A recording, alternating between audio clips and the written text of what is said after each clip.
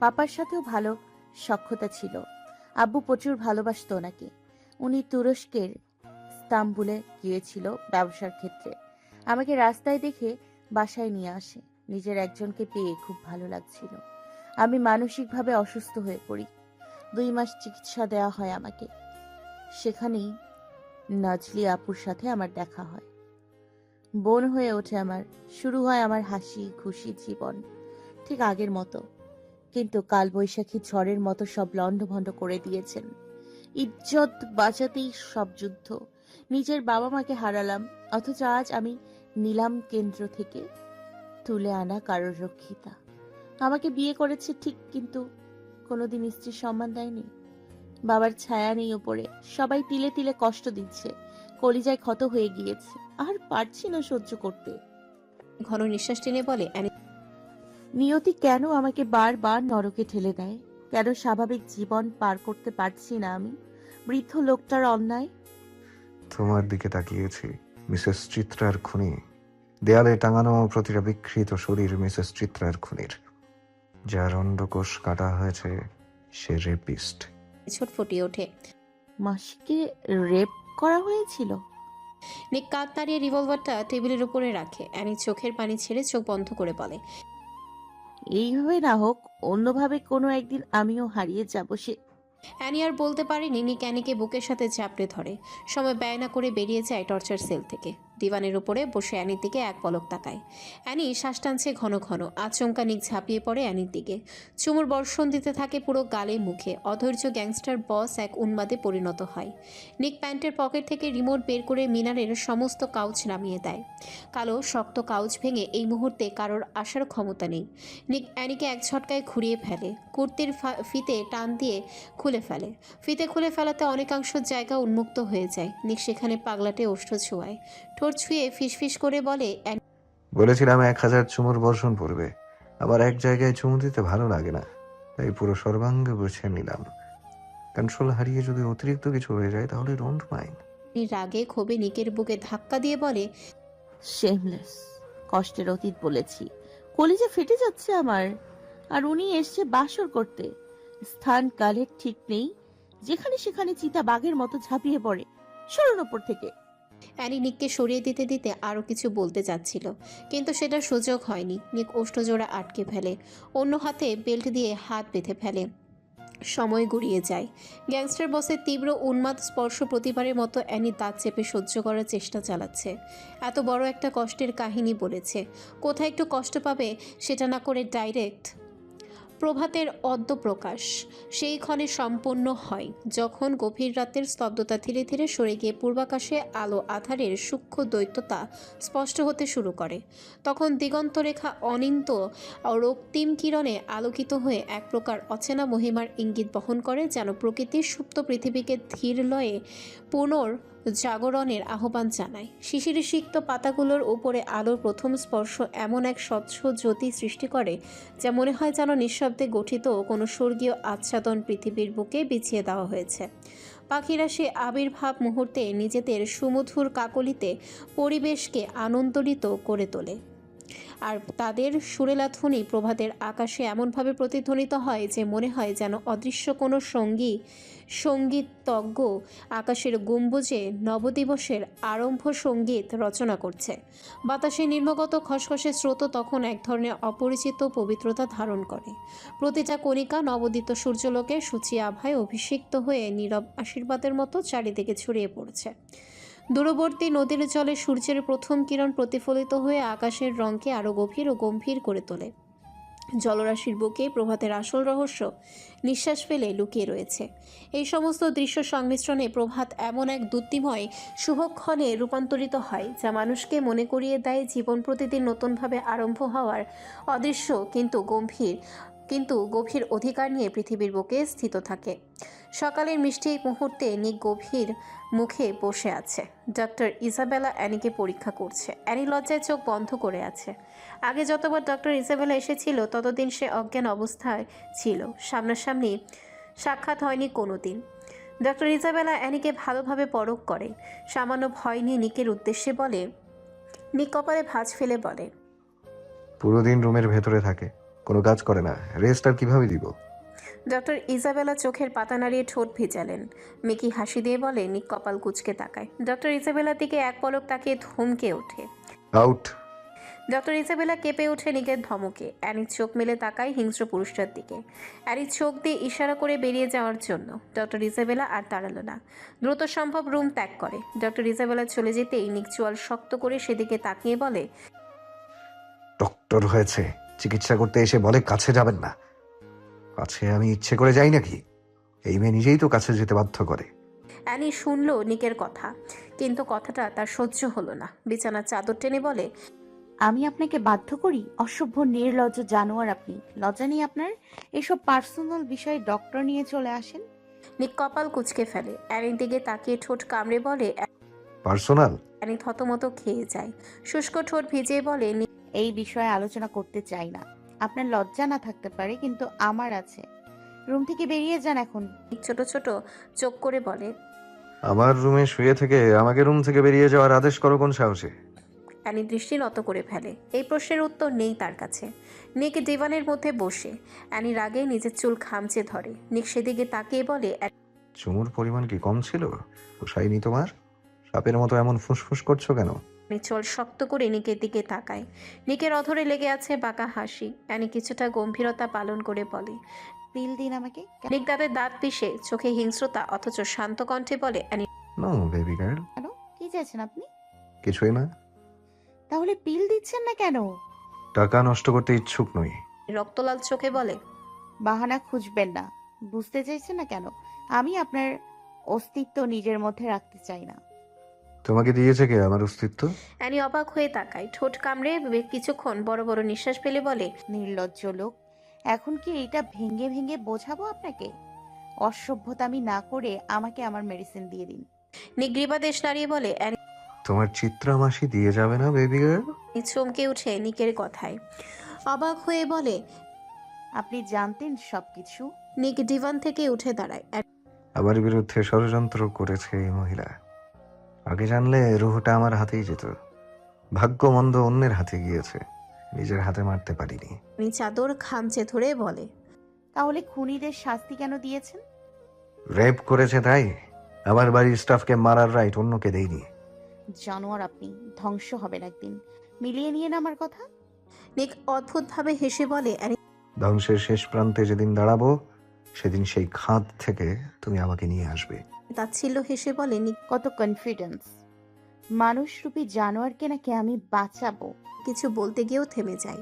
তার দৃষ্টি যায় অ্যানির হাতের দিকে। দুই পা এগিয়ে হাতটা চেপে ধরে ক্ষতস্থানে তাকিয়ে বলে, এই ক্ষতস্থান কিসের? অ্যানি নিজের হাতের দিকে তাকায়। রান্না করার সময় গরম পাত্রে ছ্যাঁকা লেগেছিল, ফলে জায়গাটা কিছুটা কালো হয়ে গিয়েছে। অ্যানি হাত ঝাটকা দিয়ে সরিয়ে বলে, পুরো জায়গা ঝলসে যাক, তাতে আপনার কি? নিক চোয়াল শক্ত করে ফেলে। রিজেকশন তার একদম পছন্দ নয়। ক্ষুদ্রতা নিয়ে অ্যানির হাতটা পুনরায় চেপে ধরে। অ্যানি নাক মুখ কুচকে ফেলে। ক্ষতের জায়গায় কিছুক্ষণ তাকিয়ে বলে, পুড়েছে কিভাবে? গরম পাত্রে ছ্যাঁকা লেগেছে। নিক চোখ গরম করে তাকিয়ে বলে, অ্যানি গরম পাত্র ধরতে গিয়েছো কেন? রাগে চেঁচিয়ে ওঠে। নিক রান্না কি ফ্রিজে বসিয়ে করব? আর পুড়েছে তাতে আপনার কি? আমার শরীরের আঘাত দেখলে তো প্রচুর আনন্দ অনুভব করেন, এতেও খুশি হন। অ্যানি চোয়াল চেপে ধরে বলে, নিক ফাক অফ বেবি গার্ল। গলার আওয়াজ উপরে উঠে কোন সাহসে? অসুস্থতায় আঘাত করতে চাইছি না। আনন্দ আসে তখন যখন নিজে ক্ষত করি। হার্ড রোমান্সের সাথে মানিয়ে নিতে হবে, কারণ আমি সাধারণভাবে স্পর্শ করতে পারি না। এই শরীরে ক্ষত হবে আমার স্পর্শে। অন্য কোনো কারণে ক্ষত হলে সেটা সহ্য করব না। কথাগুলো বলে বিছানা থেকে উঠে দাঁড়ায়। কাবার্ড খুলে কিছু একটা বের করে। পুনরায় অ্যানির সামনে এসে বসে পড়ে। ডান হাতটা হালকা স্পর্শে নিজের উড়োর উপরে রাখে। মলমের কৌটা থেকে সামান্য মলম নিজের বৃদ্ধা আঙ্গুলে লাগিয়ে ক্ষতস্থানের চারিদিকে লাগিয়ে দিতে থাকে। মুখটা গম্ভীর, ফর্সা মুখটা কেমন লাল হয়ে আছে। অ্যানি ব্যথায় মুখ খিচে ফেলে। নিক সেখানেই সামান্য ফু দিয়ে আরেকটু মলম হাতে নিয়ে নেয়। অ্যানি তাকায় নিকের মুখের দিকে। কতটা ভালো মনে হচ্ছে লোকটাকে। নিকের এমন ব্যবহারে প্রচুর অবাক হয়। চাবুকের আঘাত, আরও বিভিন্ন আঘাতে কতবার ব্যথায় চটপট করেছে। রাতে ঘুমাতে পারতো না যন্ত্রণায়। কই, তখন তো মলম লাগাতে আসেনি। এখন কেন এমন বেপরোয়াভাবে মেডিসিন দিয়ে দিচ্ছে? অ্যানি নিঃশ্বাস টেনে কপাল কুঁচকে ফেলে। নিকের দিকে তাকিয়ে বলে, নিক এই মলমের গন্ধটা প্রচুর পরিচিত। গম্ভীর, যেন কারোর কথা সে শোনেনি। অ্যানি ছটপটিয়ে বলে, এই মলম কোথা থেকে এসছে?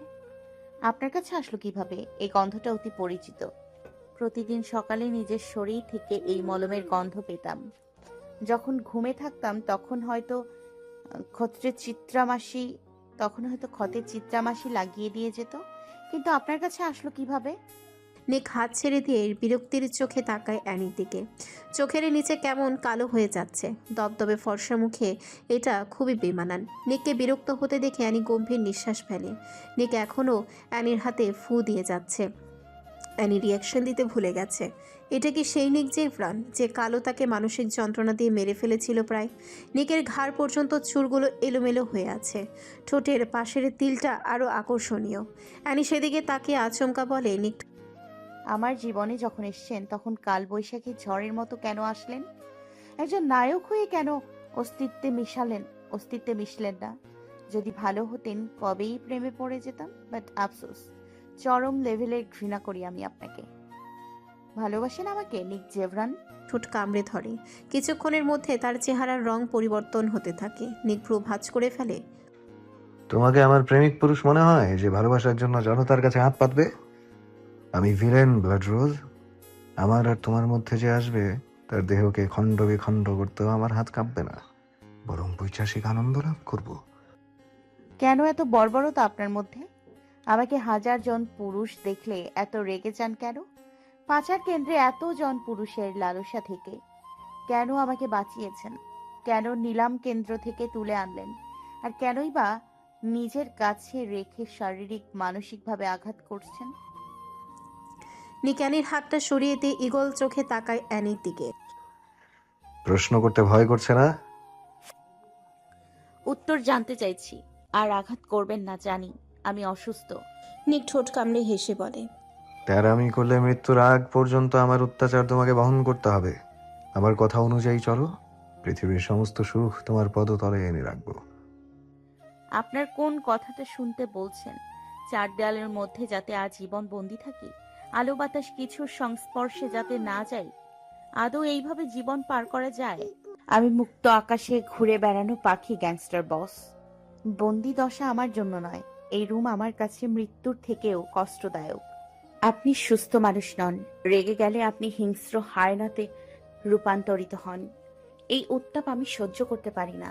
আমি সাধারণ জীবন থেকে বাঁচতে চাই, হালাল জীবন যাপন করতে চাই। আপনার এই নিষিদ্ধ দুনিয়ায় বাঁচতে পারবো না। নিঃশ্বাস বন্ধ হয়ে মরে যাব একদিন। অ্যানি আর বলতে পারল না। নিক অ্যানির গলাটা চেপে ধরে নিজের কাছে নিয়ে আসে। চোখে চোখ রেখে চোয়াল শক্ত করে বলে, সবকিছু তোকে গ্রহণ করতে হবে। তোর দিকে কেউ তাকালে আমি সহ্য করতে পারি না। তোর দিকে তাকিয়ে আমি নিজেই ধ্বংস হয়ে যাচ্ছি। মেয়ে জাতিকে ঘৃণা করি আমি, অথচ একই রুমে দিনের পর দিন এক মেয়ের সাথে কাটাচ্ছি। I keep breaking all my own rules again and again. Girls became ruined and characterless. Yet I tied her to my fucking life. There's no escape anymore. চোখের পানি ছেড়ে দিয়ে বলে। নিকের আপনার মাও কিন্তু একজন মেয়ে। চোখে রক্ত ভেসে আসে। মুহূর্তেই শান্ত গ্যাংস্টার বস অশান্ত রূপ ধারণ করে। হাতের চাপ আরো শক্ত করে বলে, নিক খবরদার এই চরিত্রহীন মহিলাকে আমার মা বানাবে না। একজন পতিতালয়ের আমার মা হতে পারে না। করছে ওঠ। অ্যানি কেঁপে ওঠ। নিকের কথায় ব্যথা ভুলে গিয়ে বলে, নিজের মাকে নিয়ে এত বাজে মন্তব্য কেন করছেন? জন্মদাত্রী আপনার। নিক ঘন ঘন শ্বাস টানে, কেমন খ্যাপা বাঘ হয়ে উঠেছে। অ্যানি ভয়ে শুকনো ঢোক গিলে। নিক অ্যানির দুই বাহু চেপে ধরে বলে, নিক এই মহিলা আমার বাবার খুনি, আমার বোনের খুনি, আমার দাদা দাদির খুনি। আমার কোনো মা নেই। পুনরায় মা সম্বোধন করলে জিব্বা কেটে ফেলবো। এই কারণে মেরে ফেলেছেন নিজের মাকে? কপাল কুঁচকে বলে, নিক কিভাবে জানো? আপনি নিজেই বলেছেন। মাতাল অবস্থায় বারবার বলেছিলেন নিজের মাকে খুন করেছেন। এই হাতে মায়ের রক্ত লেগে আছে। চোখ বন্ধ করে বড় করে নিঃশ্বাস টেনে বলে, ভুলে যাও এইসব। দ্বিতীয়বার যাতে এইসব রিপিট করতে না দেখি। অ্যানি নিকের অস্থির মুখের দিকে তাকায়। আচমকা নিকের ঘাড় চেপে ধরে নিজের মুখের কাছে নিয়ে আসে। ঠোঁটের পাশের তিলটাতে হাত ছুঁয়ে মিষ্টি সুরে বলে, প্লিজ বলুন না, কেন মেরেছিলেন ওনাকে? নিক কপাল কুঁচকে ফেলে। এত কাছে অ্যানিকে দেখে অস্থির হয়ে ওঠে। পুরুষত্ব মনটা জেগে উঠতে চাইছে। অ্যানির কোমর চেপে ধরতে গিয়েও আটকে যায়। ডক্টর ইসাবেলার কথা মনে হতে হাত মুষ্টিবদ্ধ করে ফেলে। নিক ঘন ঘন নিঃশ্বাস টেনে অ্যানিকে ধাক্কা মেরে সরিয়ে দেয়। বিছানা থেকে উঠে আর এক মুহূর্ত দাঁড়ালো না, বড় বড় পা ফেলে রুম থেকে বেরিয়ে যায়। অ্যানি বেকুবের মতো তাকিয়ে থাকে নিকের দিকে। এত সুন্দর নাটক করেও কথা বের করতে পারল না। অবসন্ন সন্ধ্যার গভীর ম্লানতায় যখন শহরের বহমান কোলাহল নিঃশব্দে গলে গিয়ে অদৃশ্য হতে থাকে, তখন সেই সমৃদ্ধশালী বারোটির ভারী কাচের দরজাটি এক অজ্ঞাত সুরের মতো ধীরস্থিরতায় খুলে যায়। এখানে আগত প্রতিটি পথিককে এক অচেনা মায়াবী জগতের অন্তর্গত শ্বাস নিতে আহ্বান জানাচ্ছে। অভ্যন্তরে প্রবেশ মাত্রই চোখে পড়ে উঁচুতর সিলিংয়ের কেন্দ্রীয় গম্বুজ থেকে ঝুলে থাকা বহুমুখ কাচ খচিত ঝাড়বাতির স্বর্ণাভ জ্যোৎস্না। এটা ক্রমান্বয়ে ছড়িয়ে পড়তে পড়তে পালিশকৃত ওক কাঠের বার কাউন্টারে এমন এক রাজকীয় দীপ্তি প্রক্ষেপণ করে যেন সেটি কোনো বিস্মৃত ইউরোপীয় প্রাসাদের পরিত্যক্ত সিংহাসনেরই আধুনিক প্রতিরূপ। দেয়াল জুড়ে সারিবদ্ধভাবে সংরক্ষিত প্রাচীন ওয়াইন ভোল্টগুলো তাদের ধুলো ছোঁয়া লেবেলের নীরবতা নিয়েই বহু শতাব্দী পার করে আসা অভিজাত সভ্যতার সুগভীর স্মৃতি বহন করে। এটা সেই নিস্তব্ধতার মধ্যেই মৃত জ্যাজ সুরের ধারালো তানগুলি বাতাসের সুরেলা স্তরকে ছিন্ন বিচ্ছিন্ন করে পরিবেশকে এমন এক অনিবার্য রহস্য ঘনতে আবদ্ধ করে। এখানে যেন অদৃশ্য কোনো শক্তি উপস্থিত প্রতিটি আত্মাকে নিজের অভ্যন্তরে গোপন অস্থিরতার মুখোমুখি দাঁড়াতে বাধ্য করছে। বারটেন্ডারের নিখুঁত দক্ষতায় নির্মিত প্রতিটি ককটেল তার স্বচ্ছ বাষ্পমাখা কুয়াশা ও সুগন্ধি তীব্রতার সমন্বয়ে এমনভাবে পরিবেশে ছড়িয়ে পড়ে যেন কোনো প্রাচীন রসায়নবিদের রচিত মায়াবী মদ, যা স্বাদ গ্রহণের মুহূর্তে অনুভূতির গভীরতম স্তরকে জাগ্রত করে তোলার ক্ষমতা রাখে। নরম অ্যাম্বার আলোয় টেবিলের উপরে নাচতে থাকা ছায়াগুলো ধীরে ধীরে প্রসারিত ও সংকুচিত হয়ে বারটিকে এমন এক অচেনা তবু অদ্ভুতভাবে মনোহর আবেশে সম্পৃক্ত করে, যার কারণে এখানে প্রবেশ মাত্রই সময়ের স্বাভাবিক প্রবাহ থমকে গিয়ে সমস্ত অস্তিত্ব যেন সাময়িকভাবে এক চিরন্তন নিঃশব্দতায় রুদ্ধ হয়ে যায়।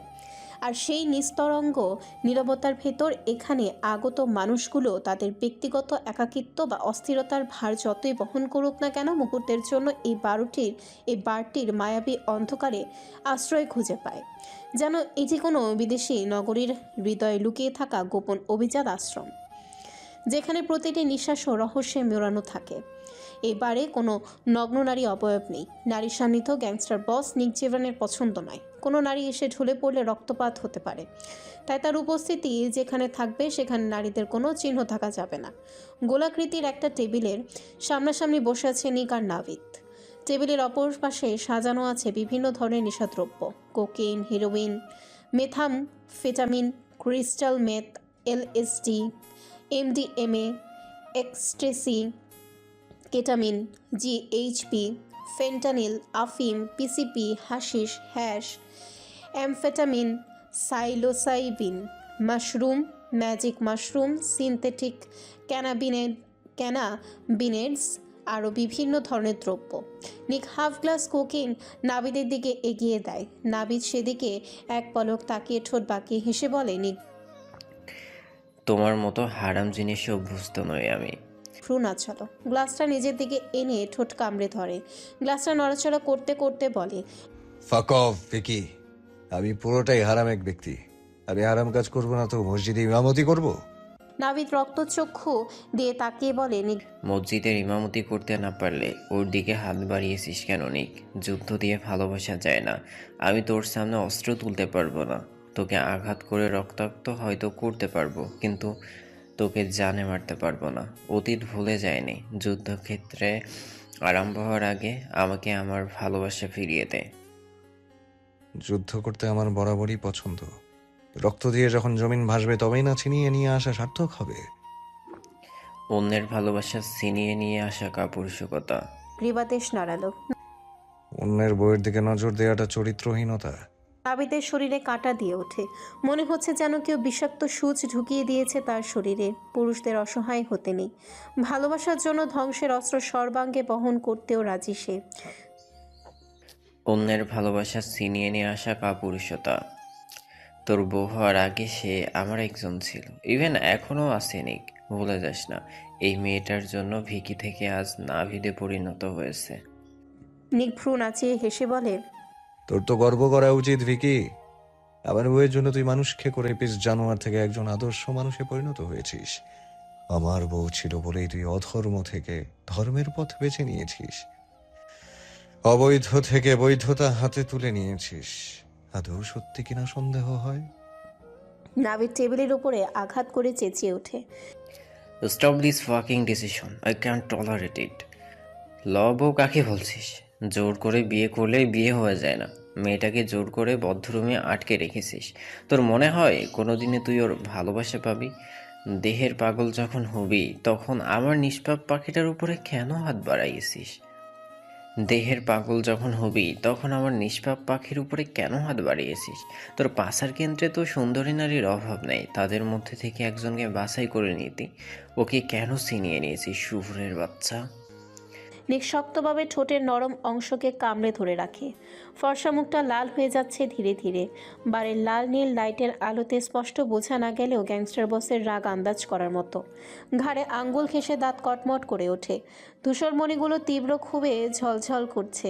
হিংস্র হায়নার ন্যায় এক ঝটকায় নাবিদের শার্ট চেপে ধরে। এরপর ক্ষুব্ধ নয়নে তাকিয়ে বলে, দেহের পাগল হলে বিয়ে ছাড়াই রক্ষিতা বানিয়ে রাখতাম দিনের পর দিন। আল্লাহর কালাম পাঠ করার আগে ওর সতীর্থ ছিনিয়ে নিতাম। আমার ব্লাড রোজ খুব বোকা ভিকি। পুরো দুনিয়া জানে আমার রাগের নিয়ন্ত্রণ নেই।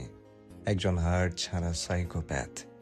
সামনে দাঁড়িয়ে কেউ কথা বলার সাহস পায় না, অথচ সে এমন এমন কথা বলে যে সব কথা অন্য কেউ বললে তার সামান্য রক্তবিন্দু কেউ খুঁজে পেত না। আমার সঙ্গী হান্টার আর শ্যাডোর আহার হতো। ওর বোকা বোকা কথার জন্য শুধু মায়ের খায়। যদি আমার কথা মতো চলতো, ট্রাস্ট মি, সামান্য আঘাতও আমি ওকে করতাম না। ওকে আঘাত করলে আমার কলিজায় গিয়ে আঘাত লাগে, তবে তাকে মানসিক কষ্ট দিতে আনন্দ অনুভব করি। সবাই যদি বউ হওয়ার যোগ্যতা রাখতো তাহলে রাস্তাঘাটে এত এত প্রস্টিটিউট দেখা যেত না। হোটেলে পুরুষ নিয়ে রং তামাশায় মেতে উঠতেও দেখা যেত না। সে আমার বউ হওয়ার যোগ্যতা রাখে বলেই পুরো মাফিয়া সাম্রাজ্যের মালকিন হতে পেরেছে। ওকে আঘাত করে ছিন্ন বিচ্ছিন্ন করব আমি, আবার সেই জায়গায় মলমটাও আমি লাগাবো। মলম লাগিয়ে দেওয়ার ভাগটাও আমি কাউকে দেব না।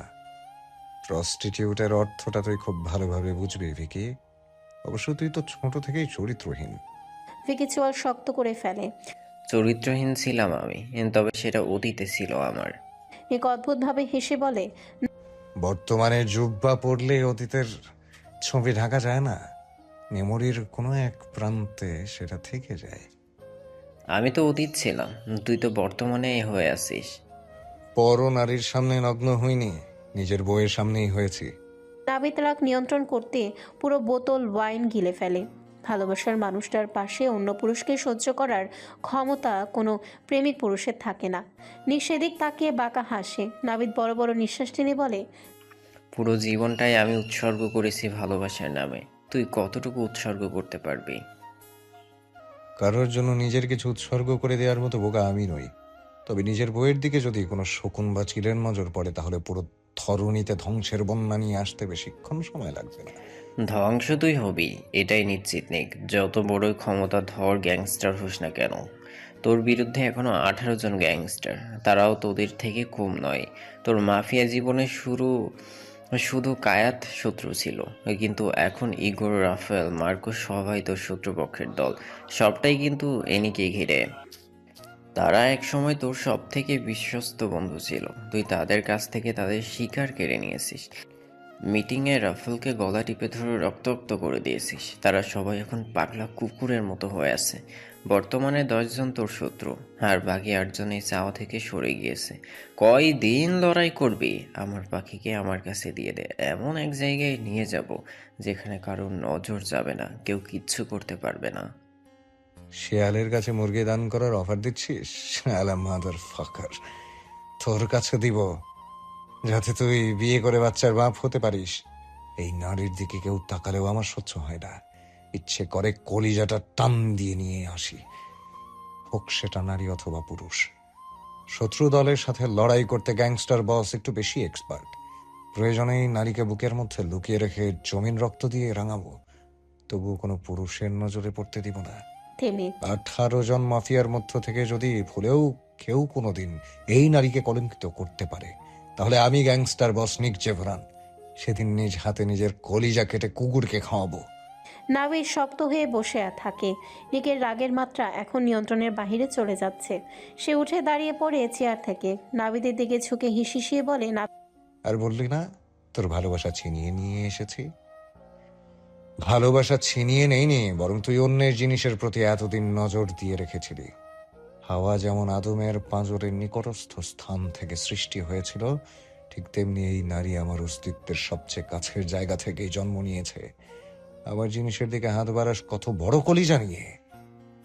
যেদিন ধৈর্য ভঙ্গ হয়ে যাবে সেদিন তোর গলায় ছুরি বসাতেও হাত কাঁপবে না। নাবিদ নিকের চোখে চোখ রেখে বলে, ও যদি তাকে ভালোবাসতো, ও যদি তোকে ভালোবাসতো, তাহলে আমি সব কিছু বিসর্জন দিয়ে দিতাম। খোদার কসম, একবারের জন্য তোর কাছে হাত বিছাতাম না। কিন্তু সে তোকে চায় না, ঘৃণা করে তোকে। এমন ঘৃণা যে তোর ছটফট দেখলো হয়তো শান্তি অনুভব করবে। নিক নাবিদের চোখের দিকে তাকিয়ে শক্ত কণ্ঠে বলে, নিক সেই ঘৃণার ভাগটাও আমি কাউকে দিতে চাই না। ওকে আঘাত করতে করতে এমন ভাবে তৈরি করব যাতে একজন গ্যাংস্টারের সাথে মাস করার স্বপ্ন দেখতে পারে। নরম আর দুর্বল মেয়ে আমার সাথে টিকতে পারবে না। কিন্তু সে দুর্বল। বাঁকা হেসে বলে, কে বলেছে সে দুর্বল? গ্যাংস্টার বস নিক জেভরানের ভার্জিনিটি ধ্বংস করেছে এই মেয়ে। আমাকে সামলানোর ক্ষমতা যার আছে সে দুর্বল ভাবার মতো বোকামি করিস না। নাবিদ বাক্যহারা হয়ে পড়ে। চেয়ারের মধ্যে ধপ করে বসে যায়। চোখ বন্ধ করে 2 ফোঁটা অশ্রু বিসর্জন দেয়। এতদিনে আগলে রাখা ভালোবাসাকে কেউ ছুঁয়েছে ভাবতেই যেন হৃদয়টা তার ছিন্ন বিচ্ছিন্ন হয়ে যাচ্ছে। মাথার চুল খামচে ধরে শক্তভাবে ঘন ঘন নিঃশ্বাস নিয়ে স্তব্ধ হয়ে বসে থাকে। নিক ঠোঁট কামড়ে হেসে বার থেকে প্রস্থান করার জন্য পা বাড়ায়।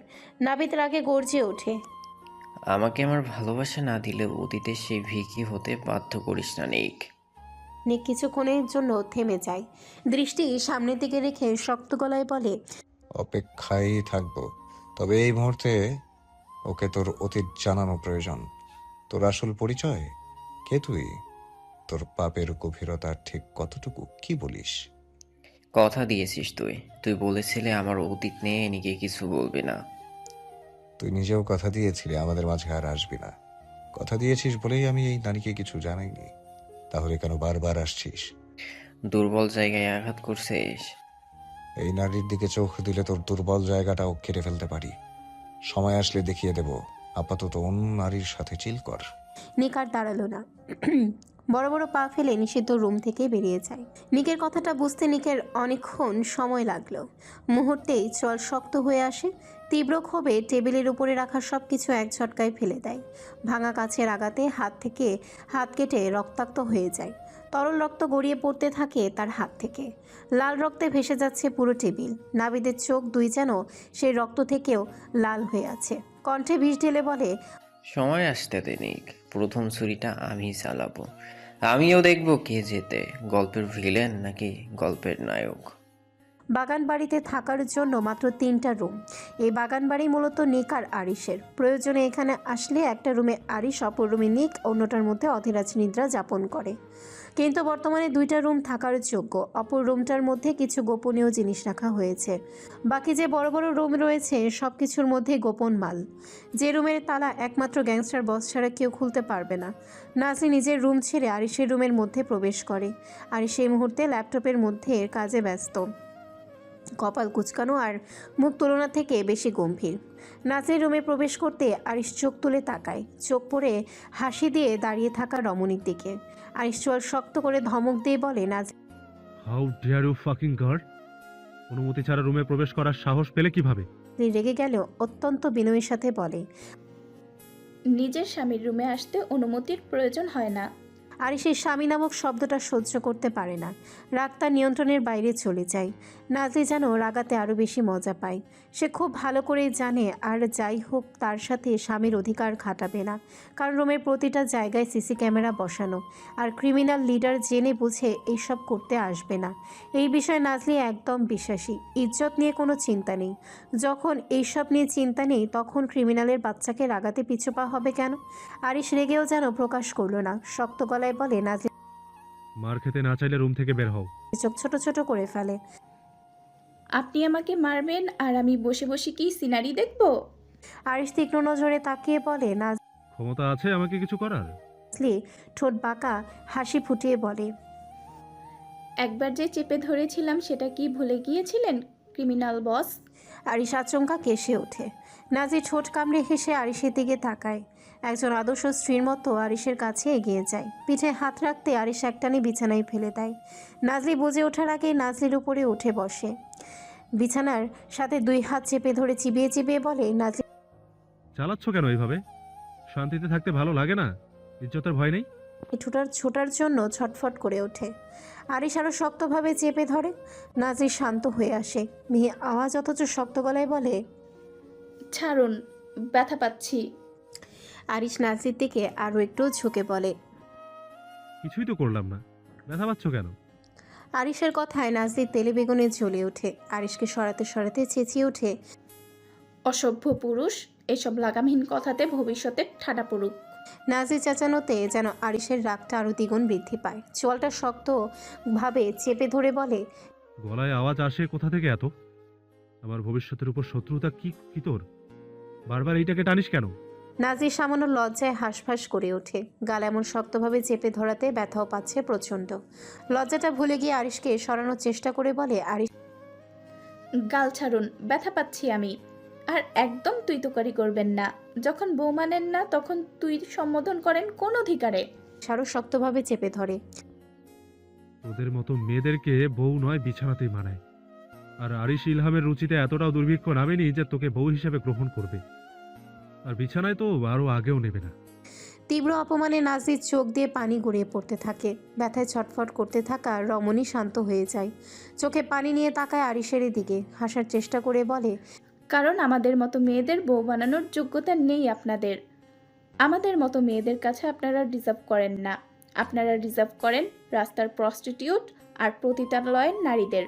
পবিত্র নারীদের সান্নিধ্য পেলে আবার সহ্য হবে না আপনাদের। কথায় আছে না, কুকুরের পেটে ঘি হজম হয় না? আরিশ হিংস্র চোখে তাকায় নাজলির দিকে। খ্যাপা বাঘের মতো ঝাঁপিয়ে পড়ে নাজলির ওপর। তীব্র ঘর্ষণে ওষ্ঠের সাথে ওষ্ঠ মিলিত করে ফেলে। নাজলি ব্যথায় আরিশের বুকে ধাক্কা দেয়। একজন পুরুষের কাছে একজন নারীর শক্তি বরাবর এই তুচ্ছ। আরিশ এক হাতে নাজলির পেটের নরম অংশে খামচে দিয়ে ধরে। নাজলি আরিশের বুকে একাধারে আঘাত করতে থাকে। আরিশ পুনরায় নাজলির হাত দুইটা এক হাতে শক্তভাবে চেপে ধরে। ঠোঁট ছেড়ে গলায় নেমে আসে। নাজলির শান্ত কণ্ঠে বলে, আরিশ কালসাপের রূপে বেরিয়ে আসলেন তাহলে? যখন সব কেড়ে নেওয়ার ইচ্ছে ছিল, এতদিন ভালো হওয়ার নাটক কেন করেছেন? গলার নিচের অংশে কামড় বসিয়ে নাজলির চোখে চোখ রাখে।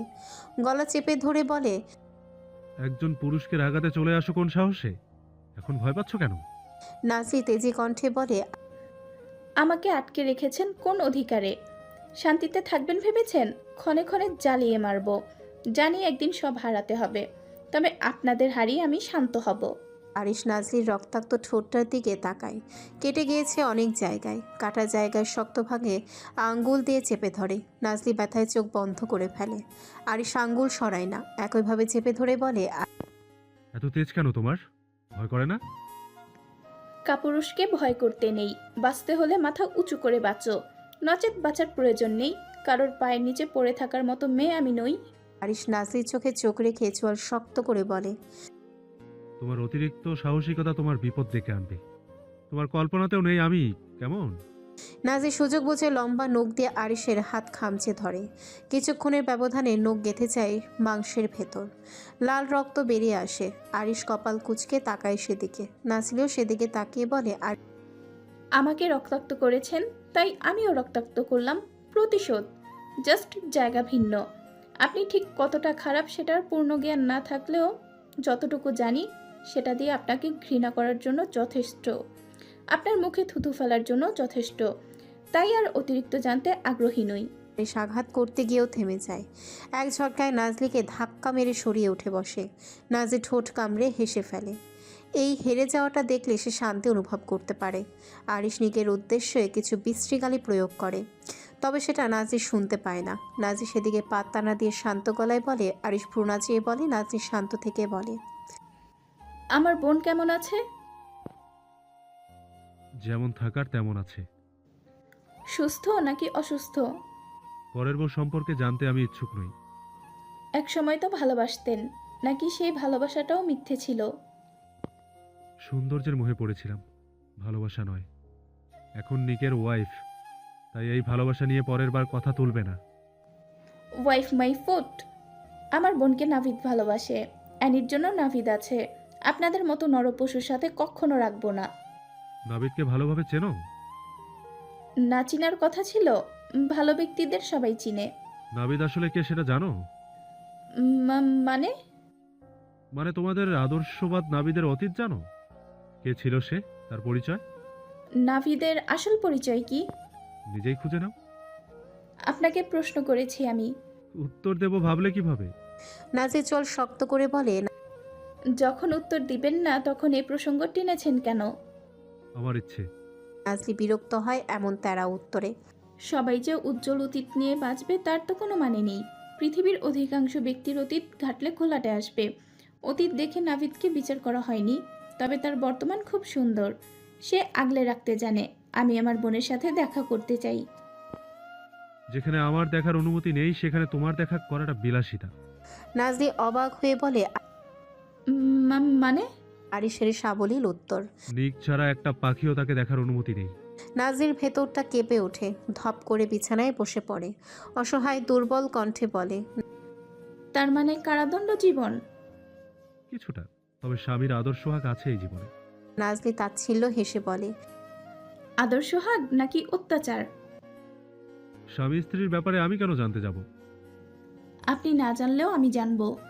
আরিশ কপাল কুঁচকে বলে, তোমার লজ্জা করছে না? নিজের বোনের ব্যক্তিগত রুম দেখার চিন্তা ভাবনা করছো? নাজির থমথমে মুখ দেখে আরিশ শান্ত কণ্ঠে বলে, যে মিনারে মাফিয়ারা ঢুকতে পারছে না সেখানে ঢোকার চিন্তা করো কিভাবে? জান নিয়ে ফিরবে ভেবেছো? নাজির শক্ত হয়ে বসে থাকে, কোনো রেসপন্স নেই।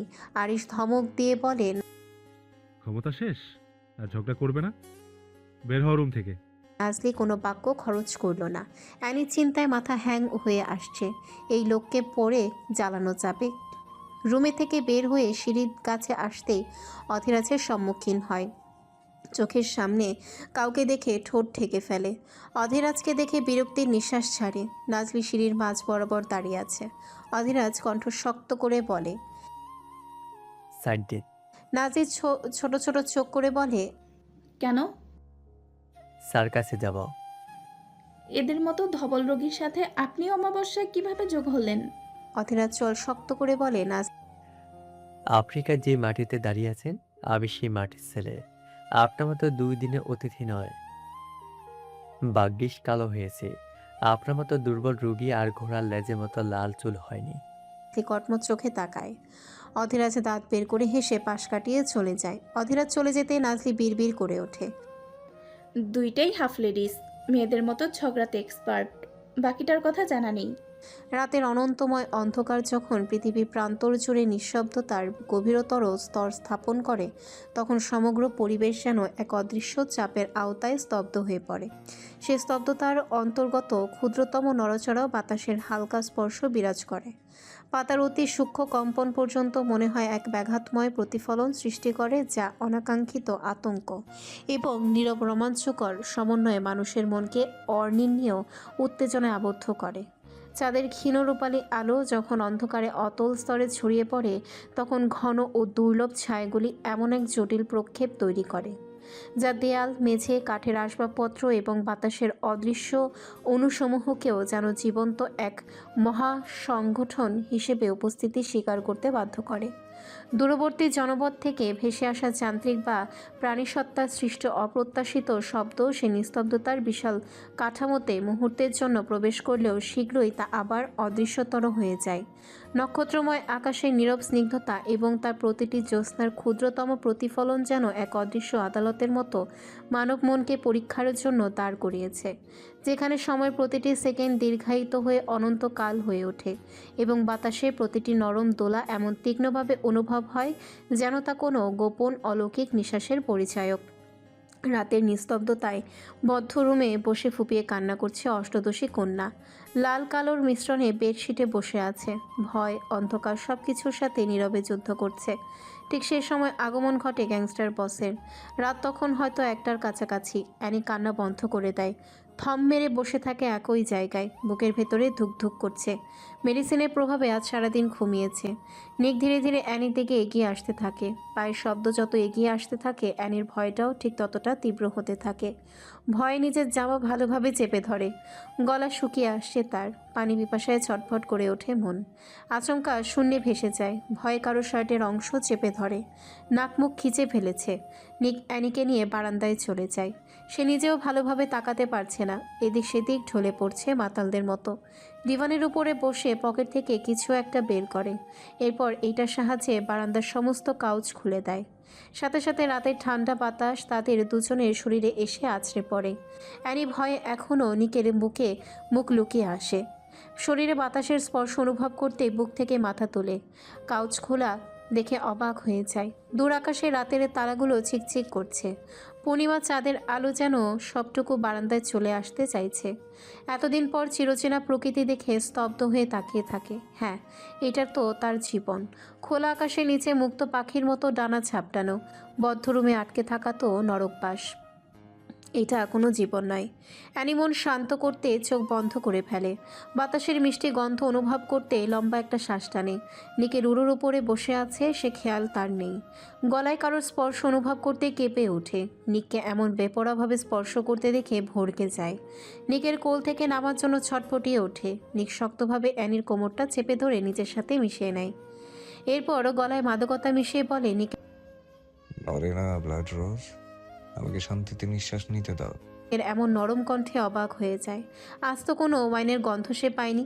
যখন মদ খায়নি তখন মাতলামো করছে কেন? অ্যানি নিম্ন আওয়াজে বলে, নিক। ছাড়ুন আমাকে। অ্যানি তিলে ছোট করে চুমু খেয়ে বলে, এইভাবে বসে থাকো। অশান্ত মনটাকে শান্ত হতে দাও। আমাকে ভয় পাও জান? অ্যানি চমকে উঠে নিকের মুখে নতুন সম্বোধন শোনে। আর এত নরম ব্যবহারও সহ্য হচ্ছে না। কি খেয়েছেন আজ? নিক নেশালো গলায় বলে, ড্রাগস নিয়েছি, শান্তি পাচ্ছি না কোনো কিছুতেই। আমার মানসিক শান্তির প্রয়োজন ব্লাড রোজ, একটু শান্তি দাও আমাকে। আমি শান্তি কিভাবে দিব? ড্রাগস নিয়েছেন কেন? নিক শব্দ করে হাসল। অ্যানিকে বুকের সাথে আরো ভালোভাবে মিশিয়ে বলে, আমাকে ভয় পাও রোজ? অ্যানি টলমলে চোখে তাকায় চারিপাশে। ঠোঁট কামড়ে কান্না আটকাতে থাকে। অ্যানিকে রেসপন্স করতে না দেখে নিক গলায় কামড় বসায়। কথা বলছো না কেন? ভয় পাও আমাকে? ভয় পাওয়াটা কি স্বাভাবিক নয়? নিক বাচ্চাদের মতো অ্যানির গলায় নাক ঘেঁষে এরপর গালে চুমু খেয়ে বলে, তুমি আমাকে ভয় পাবে না ব্লাড রোজ। আমি রেগে গেলে তুই ছাড়া আর কে সামলাবে? কেউ নেই আমার। এই পৃথিবীটা আমি একদম একা। যন্ত্রণায় ছটফট করলে অধিকার দেখিয়ে মরম লাগিয়ে দেওয়ার মতো কেউ নেই। জ্বরে মরে গেলেও হাত বুলিয়ে দেওয়ার মতো কেউ নেই। তোকে আমার পাশে চাই। আমার শূন্য পৃথিবীতে তোকে চাই বেবি গার্ল। অ্যানি কান্নায় ফুপিয়ে ওঠে। মনের অজান্তে এসব বলছেন। যখন নেশা কেটে যাবে তখন আমাকে আবারও আঘাত করবেন, বিকৃত দৃশ্য দেখিয়ে মানসিক যন্ত্রণা দেবেন। আপনি সাধারণ মানুষ নন। আপনার ভেতরে ভালোবাসা, হার্ট কিছুই নেই। রোবটের মতো এমন একটা সাইকোর সাথে আমি কিভাবে থাকবো? বাঁচবো মনে করেন? নিক গলা থেকে মুখ তোলে। অ্যানির মুখটা দুই হাতের মাধ্যমে আগলে নেয়। চোখের পানি মুছে দিয়ে দুই চোখে চুমু খায়। এরপর কপালে কপাল ঠেকিয়ে রাখে কিছুক্ষণ। পিনপতন নীরবতা চারিপাশে। দুজনের গরম নিঃশ্বাস আছড়ে পড়ছে একে অপরের কাছে। নিক অ্যানির নাকে নাক ঘেঁষে বলে, এই যান্ত্রিক হাড়টা প্রতিবার তোর উপস্থিতিতে কম্পিত হয়ে ওঠে। এই হৃদয়টা তোর অনুপস্থিতিতে রক্তাক্ত হয়ে ওঠে। তোর সমস্ত ঘৃণা আমার হোক। এই ঘৃণার মধ্যে একটু ভালোবাসা চাই। একটু ভালোবাসা নিয়ে থাকালে ঘৃণার দৃষ্টি ভুলে যেতে পারবো। অ্যানি স্তব্ধ হয়ে যায়। নিক তার কাছ থেকে ভালোবাসা চাইছে? অ্যানি কান্না আটকে রেখে বলে, আপনি স্বাভাবিক নন। আমাকে একটা বদ্ধ রুমে বন্দি করে রাখেন, কারোর সান্নিধ্যে যেতে দেন না। নিক অ্যানির গালে গাল ঘেঁষে বলে, এতে কষ্ট পাও তুমি? অনেকদিন পর এমন কোমল আচরণে অ্যানির কান্নার বেগ আরও বেড়ে যায়। তবে সে কান্নার শব্দ হয় না। বাচ্চাদের মতো ঠোঁট ভেঙে বলে, কষ্ট লাগে, অশান্তি অনুভব করি, দম বন্ধ হয়ে আসে আমার। নিক অ্যানির গালে গাল ঘেঁষে বলে, তোমার দিকে কেউ তাকালে আমার দম বন্ধ হয়ে আসে। তোমার এত সুন্দর হওয়া উচিত হয়নি ব্লাড রোজ। যে দেখে সেই কেন মোহিত হয়ে যায়?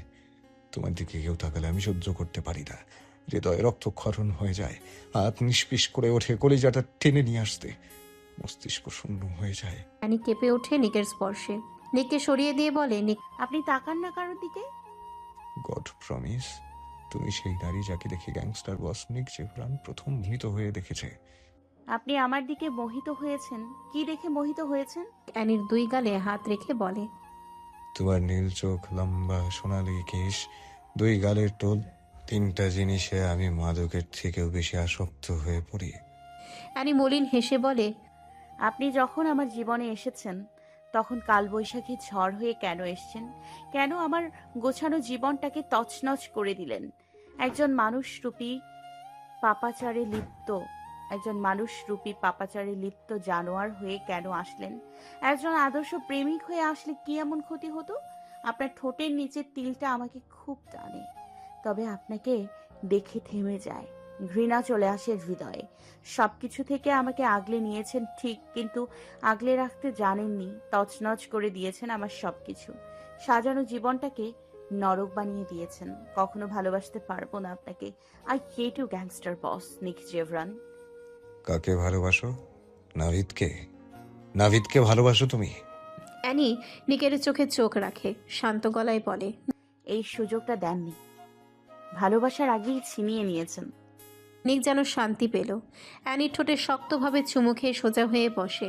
অতিরিক্ত ড্রাগস নেওয়ার ফলে এখন সে নিজের মধ্যে নেই। আচমকা কিছু শব্দ নিক কপাল কুঁচকে ফেলে। দূর থেকে দেখা যাচ্ছে কোনো একটা আলো, একদম অ্যানির মাথা বরাবর আলোটা এসে ঠেকেছে। নেশায় চেপে থাকা মাথাটা যেন সচল হয়ে উঠতে চাইছে। সময় ব্যয় না করে বাম হাতের সাহায্যে অ্যানিকে ধাক্কা দিয়ে মেঝেতে ফেলে দেয়। সেকেন্ডের ব্যবধানে এক বিকট শব্দে চারিপাশ স্তব্ধ হয়ে যায়। অ্যানি মেঝেতে পড়ে থাকা অবস্থায় 2 কান চেপে ধরে। রক্ত গিয়ে ছিটকে পড়ে তার চোখে মুখে। মুখে ভেজা কিছু অনুভব করতে হাত দিয়ে স্পর্শ করে। হাতে পায়ে লাল রক্ত দেখে নিঃশ্বাস ঘন হয়ে আসে। কাপা কাপা দৃষ্টিতে সামনে তাকাতেই 2 কদম পিছিয়ে যায়। নিক যেন শান্তি পেল। অ্যানির ঠোঁটে শক্তভাবে চুমু খেয়ে সোজা হয়ে বসে। অতিরিক্ত ড্রাগস নেওয়ার ফলে এখন সে নিজের মধ্যে নেই। আচমকা কিছু শব্দ নিক কপাল কুঁচকে ফেলে। দূর থেকে দেখা যাচ্ছে কোনো একটা আলো, একদম অ্যানির মাথা বরাবর আলোটা এসে ঠেকেছে। নেশায় চেপে থাকা মাথাটা যেন সচল হয়ে উঠতে চাইছে। সময় ব্যয় না করে বাম হাতের সাহায্যে অ্যানিকে ধাক্কা দিয়ে মেঝেতে ফেলে দেয়। সেকেন্ডের ব্যবধানে এক বিকট শব্দে চারিপাশে স্তব্ধ হয়ে যায়। অ্যানি মেঝেতে পড়ে থাকা অবস্থায় 2 কান চেপে ধরে। শক্ত রক্ত গিয়ে ছিটকে পড়ে তার চোখে মুখে। মুখে ভেজা কিছু অনুভব করতেই হাত দিয়ে স্পর্শ করে। হাতে পায়ে লাল রক্ত দেখে নিঃশ্বাস ঘন হয়ে আসে। কাপা কাপা দৃষ্টিতে সামনে তাকাতেই 2 কদম পিছিয়ে যায়। আতঙ্কে জমে ওঠে তার শরীর। কান্না করতেও সে ভুলে গিয়েছে। গ্যাংস্টার বসের কালো শার্টের উপরে দিয়ে রক্ত ভেসে উঠছে ধীরে ধীরে। নিক হাত দিয়ে বক্ষ চেপে ধরে রেখেছে। তার পূর্ণ দৃষ্টি বাহিরে প্রাঙ্গণে। ঈগল পাখির ন্যায় তীক্ষ্ণ চোখ 2টা শিকারী সন্ধান করছে। পুরো মুখ লাল হয়ে আছে। ধূসর চোখ 2টা ভয়ঙ্কর রকম ক্রুদ্ধ হয়ে আছে। অ্যানি ফ্লোরে পড়ে থাকা অবস্থায় আতঙ্ক নিয়ে নিকের দিকে তাকিয়ে আছে। মাথা ঘুরে আসছে তার রক্ত দেখে। ঘরের নিস্তব্ধতায় হঠাৎ সৃষ্টি হওয়া অস্থির নড়াচড়াটা যেন সময়ের বুকে এক প্রচণ্ড ধাক্কার মতো আঘাত এনেছে। গ্যাংস্টার বস, যিনি এতক্ষণ পর্যন্ত অটল পাথরের মতো দাঁড়িয়েছিলেন, সময়ের ব্যবধানে সামান্য হেলে পড়ে। অ্যানি মুহূর্তেই স্তব্ধ হয়ে যায়। তার চোখ 2 পা পিছিয়ে যেতে যেতে অবিশ্বাসে বিস্তৃত হয়ে ওঠে। মনে হচ্ছে কোনো শীতল স্রোত হঠাৎ তার শিরদাঁড়া বেয়ে নেমে গেছে। সে মুখে হাত চেপে ধরে রেখেছে ভয়, কিন্তু সেই হাতের আঙ্গুলগুলোই মনে হচ্ছে তাকে বিশ্বাসঘাতকতার মতো কাঁপিয়ে দিচ্ছে ক্ষণে ক্ষণে। অ্যানি নিঃশ্বাস আটকে আসছে। অ্যানি ভুলে যায় নিজের অবস্থান, ভুলে যায় সামনে থাকা ব্যক্তিটাকে। অস্থির হয়ে ওঠে তার ব্যথা নিবারণের জন্য। মনে হচ্ছে গুলিটা তার বুকে এসে লেগেছে। কেউ তাকে গুলিবিদ্ধ করেছে। একটা গুলিতে থেমে নেই, উপর থেকে কেউ অসংখ্য গুলি ছুড়ছে। নিক যথাসম্ভব প্রতিঘাত করার চেষ্টা চালাচ্ছে। একটা বুলেট এসে একদম বাম হাতের ফুলে ওঠা মাংসপেশি ভেদ করে বের হয়ে যায়। গুলির শব্দে অ্যানি কান চেপে ধরে আছে। এক কোণে আতঙ্কে জমে উঠেছে সে। নিকের 2 হাত থেকে প্রয়োজনের বেশি ব্লিডিং হচ্ছে। গায়ে থাকা শার্টটা ছিঁড়ে গিয়েছে। রক্ত চুয়ে চুয়ে পড়ছে সাদা মার্বেল টাইলসের ওপর। এমন মৃত্যুর সন্নিকটে দাঁড়িয়েও লোকটা কেমন শক্তভাবে সামলাচ্ছে সব কিছু। নিকের অবস্থা দেখে চিৎকার করে ওঠে, আপনার হাত, প্লিজ রুমে যান, শুনছেন? প্রতিঘাত পরে করবেন, এখন রুমে যান প্লিজ। ব্লিডিং হচ্ছে, আঘাতের সম্মুখীন হচ্ছেন, শুনুন না। অ্যানি ভয়ে একাধারে চিৎকার করেই যাচ্ছে, কিন্তু আদৌ কি গ্যাংস্টার বস শোনার মতো ব্যক্তি? প্রয়োজনে পুরো শরীরে ঝাঁঝরা হয়ে যাবে, এরপরও যুদ্ধের ময়দান ছেড়ে চলে যাওয়ার মতো ব্যক্তি সে নয়। অ্যানি আর অপেক্ষা করতে পারেনি। রক্ত দেখে তার মস্তিষ্ক শূন্য হয়ে উঠেছে। মেঝে থেকে উঠে অস্থির হয়ে নিকের কাছে আসতে যাবে, এমন সময় আবারও থেমে যায়। নিকের কর্কশ ধমকে দাঁড়িয়ে যেতে বাধ্য হয়। Stay exactly where you are and don't you dare to raise your head. ভুলেও মাথা উপরে তুলবে না, এখানে আসলে থাপড়িয়ে ছাদ থেকে ফেলে দেব। নিকের এমন ধমকে অ্যানি চোখের পাতা নাড়াচাড়া শুরু করে। বারবার চোখ যাচ্ছে রক্তাক্ত বুকের দিকে। মেঝেতে বসা অবস্থায় আঙ্গুল তাক করে নিকের বুকের দিকে কাপা গলায় বলে। নিক আপনার বুকে থেকে ব্লিডিং হচ্ছে। ভ্রু নাচিয়ে বলে, তো তোমার কি? আমার বুক থেকে ব্লিডিং হচ্ছে আমার সমস্যা, তোমাকে কাঁদতে বলেছি আমি? অ্যানি দুই পাশে মাথা নাড়িয়ে বলে। তাহলে কাঁদছো কেন? অ্যানি কান্নার জন্য কথা বলতে পারছে না। কোনো রকম শ্বাস নিয়ে বলে, না, প্রচুর ব্লিডিং হচ্ছে, কিছু একটা হয়ে যাবে, প্লিজ রুমে চলে যান। নিক উদ্ভটভাবে তাকালো অ্যানির দিকে। অ্যানির চোখ নিচু করে রাখা, হেঁচকির ফলে শরীরটা মৃদু কেঁপে উঠছে। নিক ঠোঁট কামড়ে ধরে অ্যানির হাতের দিকে তাকায়। দুই হাত কেমন অস্বাভাবিকভাবে কাঁপছে। অদ্ভুত এক শব্দে নিক আকাশের দিকে তাকায়। আবছা পূর্ণিমার চাঁদের আলোতে কালো একটা হেলিকপ্টার দৃশ্যমান হয়ে ওঠে। নিক ভ্রু ভাঁজ করে সেদিকে তাকায়, সাথে সাথে আবারও চোয়াল শক্ত হয়ে যায়। গ্যাংস্টার বসের রাগ এমনভাবে তার মুখের উপরে ছায়া বিস্তার করছে, যেন প্রতিটি অনুভূতি একে অপরকে চূর্ণ করে আরও তীক্ষ্ণ হয়ে উঠছে। নিকের চোখ দুটো অস্বাভাবিক স্থিরতায় সংকুচিত হয়ে আসে, দৃষ্টি অস্বাভাবিকভাবে তীক্ষ্ণ হয়ে ওঠে। চোখের মণি দুটো অদ্ভুতভাবে গাঢ়। নীরব অগ্নিদাহ ভেতর থেকে উঠে এসে পাপড়ির কিনারা পর্যন্ত জমাট বাঁধিয়েছে। চোয়ালের হাড়ের রেখাগুলো এতটাই শক্ত হয়ে ওঠে, মনে হচ্ছে ভেতরের রাগ সেই জায়গাগুলোকে পাথর বানিয়ে ফেলেছে। গালের পাশের পেশিগুলো ধীর ও স্পন্দিত কম্পনে নড়ছিল। ঠোঁটের কোণ দুটো অতিরিক্ত নিয়ন্ত্রিতভাবে আটসাট হয়ে উঠেছে। নিকের কাঁধ সামান্য উঁচু, বাহুর মাংসপেশি কড়াদড়ির মতো শক্ত হয়ে উঠেছে। বুকের উপরে ভর করা নিঃশ্বাস এমনভাবে ওঠানামা করছিল, যেন কোনো অদৃশ্য ঝড়কে সে নিজের মধ্যে ধরে রাখার চেষ্টা করছে। দাঁড়ানোর ধরনটাও অদ্ভুত রকম কঠোর। এক পা সামান্য সামনে, যেন যে কোনো মুহূর্তে সামনে এগিয়ে যাবার প্রস্তুতি নিয়ে তৈরি হয়ে আছে। তার পুরো শরীরে যেন এক অস্থির বৈদ্যুতিক উত্তেজনায় আটকে গেছে। যে উত্তেজনায় আছে দমন করা ক্রোধের অন্ধকার ছায়া। শব্দ চারিপাশে পরিবেশে ছড়িয়ে গেছে। নিক চোখ বন্ধ করে নিঃশ্বাস টেনে হাতে থাকা ব্রেসলেটটার উপরে তাকিয়ে বাঁকা হাসে। এরপর বৃদ্ধা আঙ্গুলে টাচ করতে লালবাতি জ্বলে ওঠে। সাথে এক লাইনের কিছু একটা ভাষা উচ্চারিত হয়। মুহূর্তের মধ্যে শোনা যায় মিনারের চারপাশে তীব্র গোলাগুলির শব্দ। নিক রহস্যময়ভাবে হেসে ডিভানে ধপ করে বসে পড়ে। একদম নরম কণ্ঠে অ্যানিকে আদেশ করে। রুমে যাও। অ্যানি শোনেনি নিকের কথা। কান চেপে ধরে কেমন ঘাপটি মেরে বসে আছে। অ্যানির রেসপন্স না পেয়ে নিক সোজা হয়ে বসে। এরপর সেদিকে কপাল কুঁচকে তাকায়। অ্যানিকে এমন অস্বাভাবিকভাবে বসতে দেখে পুনরায় কর্কশ মেজাজে বলে, রুমে যেতে বলেছি আমি তোমাকে। নিকের ধমকে অ্যানি টনক নড়ে ওঠে। চোখের পানি টইটুম্বুর। নিকের দিকে তাকিয়ে অধৈর্য হয়ে ওঠে মন। বসা থেকে উঠে দ্রুত তার কাছে চলে যায়। রক্তাক্ত নিককে দেখে অস্থির হয়ে ওঠে। আল্লাহ, কি করব এখন আমি? পুরো শরীর থেকে ব্লিডিং হচ্ছে, কষ্ট হচ্ছে না আপনার? তোমার ঘৃণার দৃষ্টি থেকে কম কষ্টকর গুলিবিদ্ধ হওয়া। অ্যানি চোখ তুলে তাকায়, নিকের চোখে চোখ রেখে বলে, বর্তমানে এমন এক পর্যায়ে দাঁড়িয়ে এই সব বলছেন কিভাবে? জীবন মৃত্যুর লড়াই চলছে, বুকের মধ্যে বুলেট গেঁথেছে, ধারণা করতে পারছেন? কষ্ট হচ্ছে? কার? তোমার? আমার কষ্ট হবে কেন? তাহলে কাঁদছো কেন? অ্যানি নিকের ক্ষতস্থানে শক্ত করে চেপে ধরে বলে, আপনার জায়গায় যে কেউ থাকলে এমন রিয়াক্ট করতাম। নিজেকে বেশি যোগ্যতম ভাবার দরকার নেই। নিক ঠোঁট কামড়ে হেসে অ্যানির কোমরটা চেপে ধরে। অ্যানি হকচকিয়ে ওঠে এমন ব্যবহারে। ছটফট শুরু করে ছোটার জন্য, কিন্তু পুরুষালী শক্তির সাথে পেরে ওঠেনি। নিক অ্যানিকে নিজের উড়োর উপরে বসে ঘাড়ে মুখ গুজে দেয়। অ্যানি আশ্চর্য হয় নিকের এমন ব্যবহারে। পুরো শরীরে বুলেটের আঘাতে ঝাঁঝরা হয়ে গিয়েছে, রক্ত ঝরছে, আর এই লোক এমন লুচ্চামির মরে আছে। নিক অ্যানির চুলগুলো সরিয়ে উন্মুক্ত পিঠে ঠোঁট ছুঁয়ে দেয়। অ্যানি শক্তভাবে নিজের জামাটা খামচে ধরে। নিক ধীরে ধীরে জামার চেইন খুলে ফেলে, কাঁধের এক অংশ নামিয়ে চুমুর পরিবর্তে দাঁত বসিয়ে দেয়। অ্যানি চোখ মুখ কুঁচকে ফেলে, ব্যথায় চোখ দিয়ে পুনরায় অশ্রু ঝরতে থাকে। নিকের থেকে মুক্তি পাওয়ার জন্য যুদ্ধ শুরু করে দেয়। নিক পেট উন্মুক্ত করে নিজের সাথে আরও ভালোভাবে চেপে ধরে, পিঠে ঠোঁট ছুঁয়ে দিয়ে বলে, শান্ত হয়ে থাকো জান। করে বসাতে কিছু একটা ছটফট করছে। নিকের লাগামহীন কথায় অ্যানি নাক মুখ কুঁচকে ফেলে, চোয়াল শক্ত করে বলে, অ্যানি নির্লজ্জ লোক, ছাড়ুন আমাকে। অশ্লীল ইঙ্গিত দিতে লজ্জা করে না? কি ভেবেছো তুমি? আমি তো হার্টবিট ছটফট করার কথা বলেছি। উত্তর দিল না, ছোটার জন্য ছটফট করে বলে, ব্লিডিং হচ্ছে শরীর থেকে, ডক্টর ডাকতে হবে। আর আপনি রোম্যান্সের মুডে আছেন? নির্লজ্জ চিতাবাঘ, মৃত্যুর ঘন্টা বাজছে। পাপ তো জীবনে কম করেননি। কালিমা উচ্চারণ করুন। নিক শুনেও শুনল না, নিজের কাজে ব্যস্ত হয়ে পড়ে। অ্যানি শান্ত হয়ে আসে। আপনি তো মাতাল ছিলেন, এখন এত সুস্থ আচরণ কিভাবে করছেন? মুহূর্তের ভেতরে সজ্ঞানী কিভাবে আসলেন? নিক অ্যানিকে ঘুরিয়ে নিজের দিকে ফেরায়, তীক্ষ্ণ দৃষ্টি রেখে বলে, সেটা তোমার না জানলেও চলবে। অ্যানি কিছু একটা বলতে গিয়ে আবারও থেমে যায়। দুজনের কাশির শব্দে চোখ বড় বড় করে ফেলে। নিক বিরক্ত নিয়ে দরজার কাছে তাকায়। চোখ দুইটা তার নিভু নিভু হয়ে আসছে, অথচ এমনভাবে বসে আছে যেন কিছুই হয়নি। অধীরাজ আরিশের উদ্দেশ্যে বলে, বস অসময়ে বাসরঘরে ঢুকে গিয়েছি। মামা হওয়ার সংবাদ পেলে মিষ্টি নিয়ে এসে দেখে যাব। চলুন আপাতত আমরা নিজেদের বাড়ি ফিরে যাই। অ্যানি লজ্জায় মাথা নিচু করে ফেলে। নিক ডান হাতের সাহায্যে জামার চেইন লাগিয়ে দেয়। অ্যানি চোখের পাতা ঝাঁপ দেয়। নিক অ্যানির ঠোঁটে শক্ত করে চুমু খেয়ে আরিশে তাদের উদ্দেশ্যে বলে, পেছনে ঘোরো। আরিশ এখনও ভালোভাবে তাকায়নি নিকের দিকে।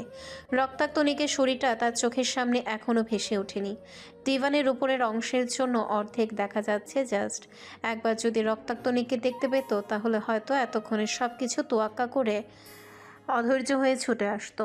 নিকের হাতে রাখা ব্রেসলেটটার মতো একই রকম ব্রেসলেট 7 জনের হাতে আছে। আরিশ, অধীরাজ, টর্চার সেলে 2 জন গার্ড, বাকি 2টা সব থেকে বিশ্বস্ত গার্ডের হাতে। যখন কোনো এক জায়গায় বিপদের সংকেত আসে তখন সামান্য স্পর্শে সবার কাছে সংবাদ পৌঁছে যায়। যেমন এখন সবাই একত্রে লড়াই করেছে, হেলিকপ্টারের অনেক আগেই চলে গিয়েছে। তবে সেই হেলিকপ্টারের পেছনে গার্ডরাও হেলিকপ্টার নিয়ে পিছু নিয়েছে। আরিশ আর অধীরাজ সেখান থেকেই ছুটে আসলো নিকের কাছে। আরিশ পেছনে ঘোরার জন্য প্রস্তুতি নিবে, তার আগে অ্যানি ভাঙা গলায় বলে, ভাইয়ারা, ওনার ব্লিডিং হচ্ছে শরীর থেকে, বুকে হাতে গুলি লেগেছে। অ্যানির কথায় আরিশ নিকের দিকে তাকায়। নিকের নিভু নিভু আঁখি পল্লব দেখে অধৈর্য হয়ে ছুটে আসে। নিক অ্যানির মাথাটা বুকের সাথে চেপে ধরে শক্ত গলায় বলে, একদম মাথা তুলবে না। এরপর আরিশ অধীরাজের দিকে তাকিয়ে চোয়াল শক্ত করে ফেলে। আর চোখ বন্ধ কর দ্রুত। আরিশ অবাক হয়ে যায়, এতটা পজিটিভ হওয়া কি আদৌ প্রয়োজন? আরিশ ঠোঁট ভিজিয়ে বলে, ভাই দেখ, তাকাচ্ছি না তোর বউয়ের দিকে, প্লিজ শান্ত হ। অ্যানিকে ছাড়, দ্রুত হসপিটালে নিতে হবে। নিক চোয়াল আরও শক্ত করে বলে। চোখ বন্ধ করতে বলেছি তোদের। নিকের রাগান্বিত ধমকে আরিশ আর অধীরাজ অপরাগ হয়ে চোখ বন্ধ করে ফেলে। নিক নিজের রক্তাক্ত শার্টটা খুলে অ্যানির শরীরে জড়িয়ে দেয়। এরপর ইশারা দিয়ে বলে, শরীরে ওড়না জড়িয়ে নাও ফার্স্ট। নিকের ধমকে অ্যানি আর দেরি করল না। রক্তাক্ত শার্টসহ মেঝে থেকে ওড়না তুলে মাথা ঢেকে নেয়। নিক স্বস্তির নিঃশ্বাস ফেলে ঠোঁট চেপে রেখে আদেশ করে। রুমে যাও। অ্যানি 2 পা এগিয়ে এসে বলে, প্লিজ আজ অন্তত এমন করবেন না। নিক অ্যানির শরীরে রক্তাক্ত শার্ট দেখে অদ্ভুত হেসে বলে, এটাই তোমার আসল পরিচয় আনাস্তাসিয়া আইনি। একজন গ্যাংস্টার বস, খুনি, জানোয়ারের শয্যা সঙ্গী তুমি। এই রক্তাক্ত শার্ট তোমার পরিচয়ের সিলমোহর। আমি একা রক্তাক্ত হইনি, বাহ্যিকভাবে তুমিও রক্তাক্ত হয়েছ। অ্যানি বুঝল না নিকের কথার মানে। আরিশ আর অপেক্ষা করল না, পেছনে ঘুরে একদম নিকের কাছে আসে। অ্যানির দিকে তাকাতে গিয়েও আর তাকানোর সাহস পায়নি। আরিশ অধীরাজের দিকে ইশারা করে। গাড়ি বের কর দ্রুত। অধীরাজ সময়ের ব্যবধানে এখান থেকে চলে যায়। নিক কপাল কুঁচকে বলে, অনুমতি ছাড়া রুমে ঢুকেছিস কেন? আরিশ নিকের হাতে একটা শক্ত কাপড় দিয়ে বেঁধে দিয়ে বলে, ভেবেছিলাম অ্যাটাকের শিকার হয়েছিস, প্রয়োজন ছাড়া তুই সংকেত পাঠাস না। আজ যেহেতু দিয়েছিস, কারণ নিশ্চয়ই আছে। গার্ড জানালো তুই রুমে, তাই সবকিছু বিসর্জন দিয়ে ছুটে চলে আসলাম। তো কে জানতো অর্ধমৃত অবস্থায় যে বউয়ের সাথে রোমান্স করে দিবি। তুই করেছিস বলেই আমরা দেখেছি। নিক বিরক্তির নিঃশ্বাস ফেলে বলে। কিসব বাঁধছিস এইসব? সরাই এগুলো। আরিশ হাত আটকে বলে। আজ অন্তত হসপিটালে চল ভাই, তোর কিছু হয়ে গেলে অ্যানি একা হয়ে যাবে। কে বাঁচাবে মেয়েটাকে? চারপাশ দিয়ে শকুনেরা ঘিরে ফেলবে। নিক বড় বড় নিঃশ্বাস ফেলে বলে। আমার কিছু হয়ে গেলে এই মেয়েও বেঁচে থাকবে ভাবলি কি করে? ওকে না মেরে আমি মরবো নাকি? আশ্চর্য! প্রয়োজনে খুন করে নিজের সাথে দাফন করাবো, এরপর অন্য পুরুষের দৃষ্টি পড়তে দিব না। তোরও না। আরিশের চোয়াল ছুলে আসে। নিকের হাত শক্ত করে ধরে বলে। গড প্রমিস ভাই, তোর বউ আমার মা সমতুল্য। এরপরও আমাকে নিয়ে সন্দেহ করিস না। প্রয়োজনে দিন রাত ওকে মা ডাকবো। এরপরও আমাকে রেহাই দে ভাই। আর সহ্য করতে পারছি না এই অপবাদ। ওই দিন তাকানোটা ভুল হয়েছিল।